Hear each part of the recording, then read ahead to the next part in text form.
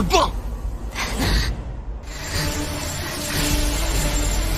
快跑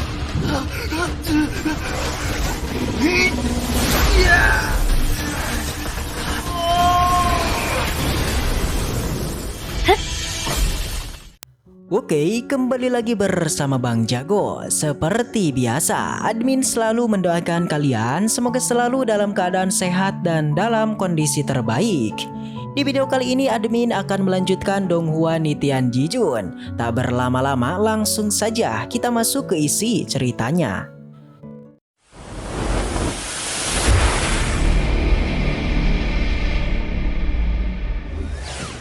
Cerita kembali dilanjutkan. Para tetua dan ketua divisi itu sudah tidak sabar menonton pertarungan dari para murid terkuatnya masing-masing.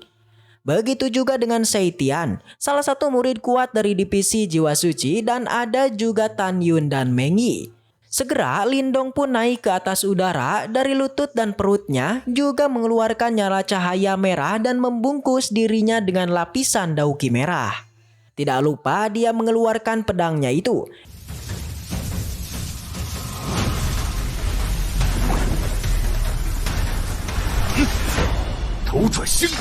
Di sisi lain, Buping memperkuat pedangnya dengan kekuatannya.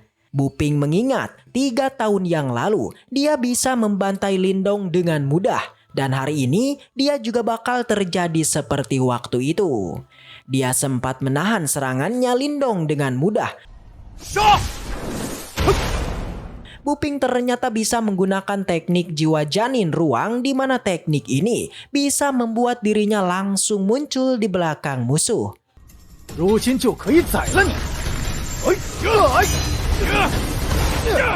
Tan Yun bisa menilai Buping ini tidaklah sederhana alias tidak mudah dikalahkan guys. Bisa-bisa Lindonglah yang dibantai dengan cepat.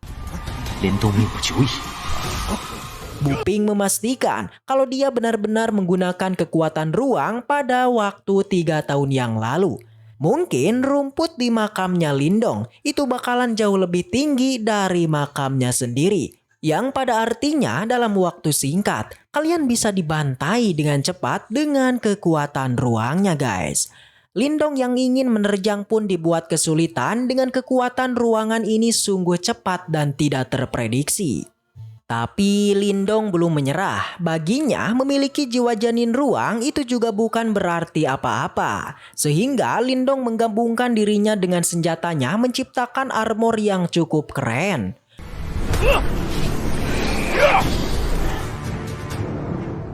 Ketua divisi jiwa kuno yang tidak lain gurunya, si Buping, itu cuma tertawa kecil. Para murid cukup terkejut melihat kejadian ini karena walaupun Lindong sudah menggunakan armor terkuatnya, tapi tetap kesulitan melawan jiwa janin ruang miliknya si Buping. Tak lama setelah itu Wuhong pun bangun dan merasa kesal, merasa ditertawakan oleh ketua divisi jiwa kuno. Ketua divisi jiwa kuno mengaku tidak menertawai Wuhong. Dia hanya merasa cukup senang melihat murid keduanya harus terbantai untuk kedua kalinya. Tentu itu mengejutkan Wuhong karena tidak menyangka baru aja bangun dia udah harus melihat muridnya bertarung lagi. Di sisi lain Buping sudah menyiapkan serangan pembantaiannya. Dia sempat mengatakan kalau dia tewas di sini karena dia juga sudah merupakan sebuah kehormatan. Serangan pun akhirnya dilancarkan. Lindong menyadari arah serangannya dan dia pun tak tinggal diam juga langsung menyerangnya juga. Benturan itu menciptakan ledakan luar biasa. Dan hasilnya Lindong murid keduanya Wuhong itu harus terbantai berubah menjadi debu oleh serangan Buping.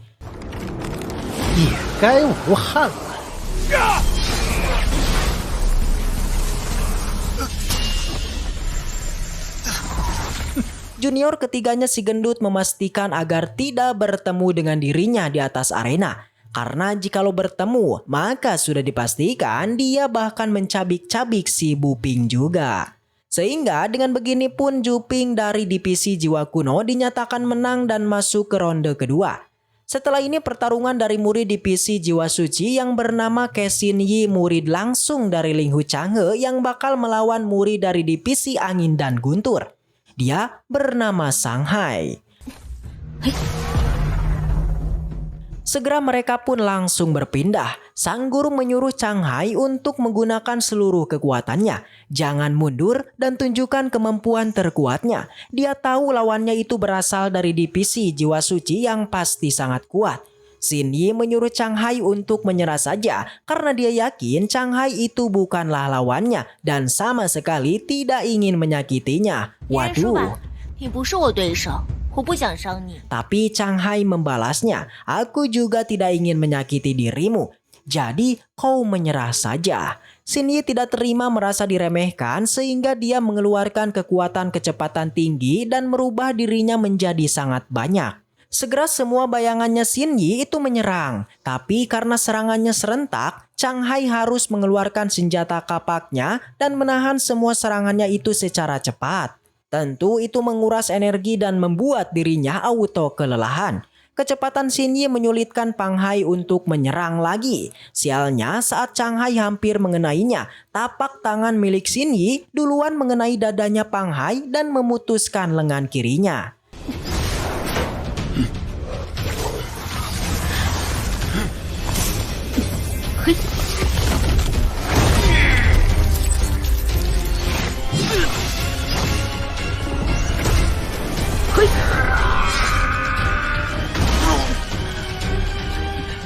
Padahal Chang Hai peringkat ke-6 terkuat di dalam divisi angin dan guntur.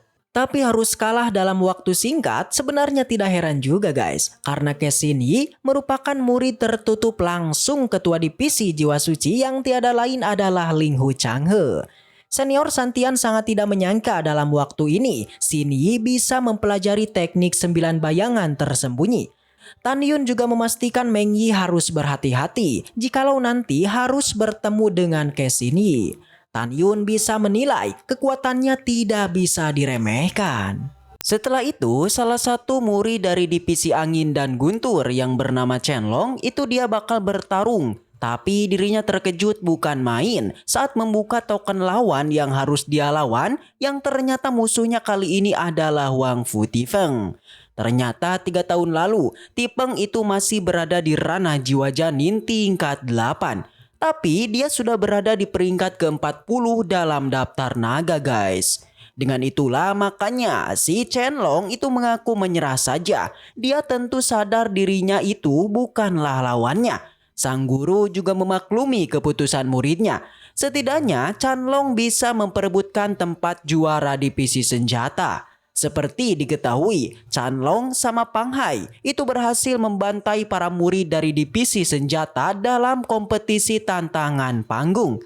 Nah, salah satu yang dikalahkannya itu adalah Xiao. Sehingga dengan begini, Chen Long pun akhirnya disuruh turun. Tetua Murong tentu tidak senang karena divisi senjatanya sedang digibahin. Guru Chen Long memuji bakatnya Ting Feng yang sangat luar biasa. Dia tidak sabar melihat kehebatan Ting Feng di kompetisi kali ini. Para ketua divisi lain ada yang senang tapi ada juga yang tidak guys. Namun si ketua divisi Run alias gurunya Ting Feng itu menjawab kalau prestasi muridnya itu tak perlu dinantikan.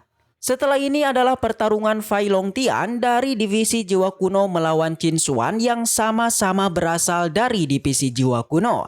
Tapi ternyata di sini ada sedikit acting di mana si pria Longtian itu sangat menyukai Qin Xuan. Dia ingin agar Qin Xuan lah yang bersaing mewakili kompetisi 8 besar di daftar naga.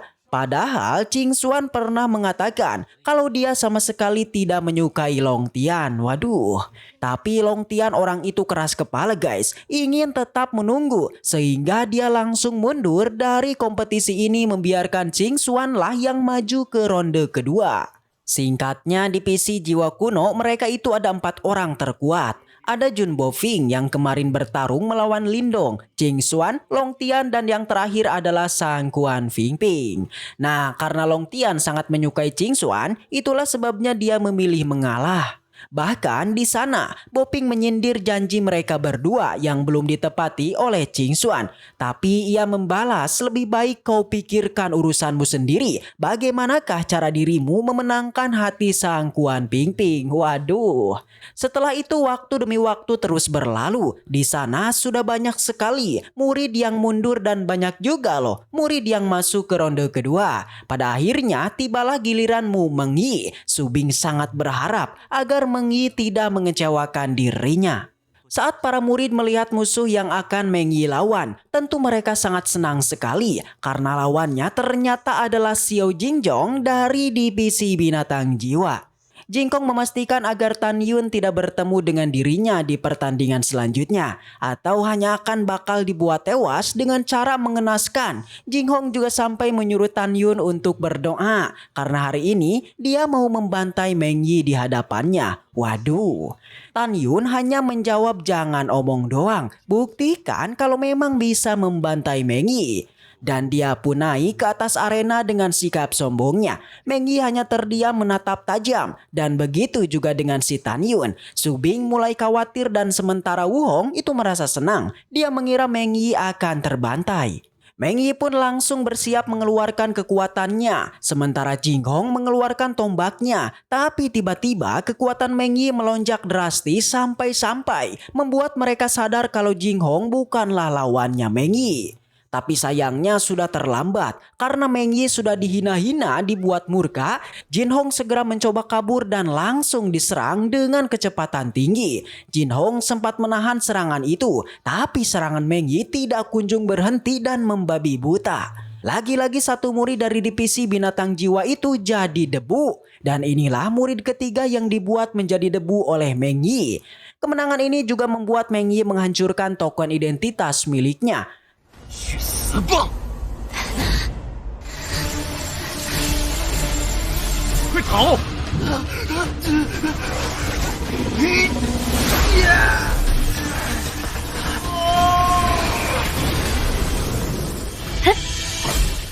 Cancing tutua divisi binatang jiwa itu sampai merasa kesal guys. Dia penasaran teknik macam apa yang diajarkan Wu Hong sampai membuat Meng Yi sangat kuat. Tapi Wu Hong sendiri itu nggak tahu keterampilan macam apa karena dia nggak ngajarin sama sekali. Mendengar ungkapan itu membuat semua ketua auto terkejut guys. Ketua Tanta yang penasaran langsung bertanya, dapat dari mana Meng Yi teknik semacam itu? Meng Yi mengaku keterampilan itu diajari oleh gurunya Tan Yun. Dia sendiri nggak tahu nama teknik itu. Dengan begitu, Ketua Tantai pun mengerti dan setelah ini Meng Yi segera masuk ke ronde kedua. Cancing masih tidak terima karena begitu banyak murid divisi mereka yang kalah dan terbantai. Semua ini dia salahkan kepada si Wu Hong pastinya. Tan Yun jelas bangga kepada Meng Yi yang super kuat. Dan setelah ini, waduh, bersambung. Baiklah, mungkin segitu aja untuk pembahasan kali ini. Dan semoga kita selalu diberikan kesehatan untuk mengawal donghua ini. Dan sampai jumpa di video selanjutnya. So, next time, and seperti biasa. Salam para jagoan.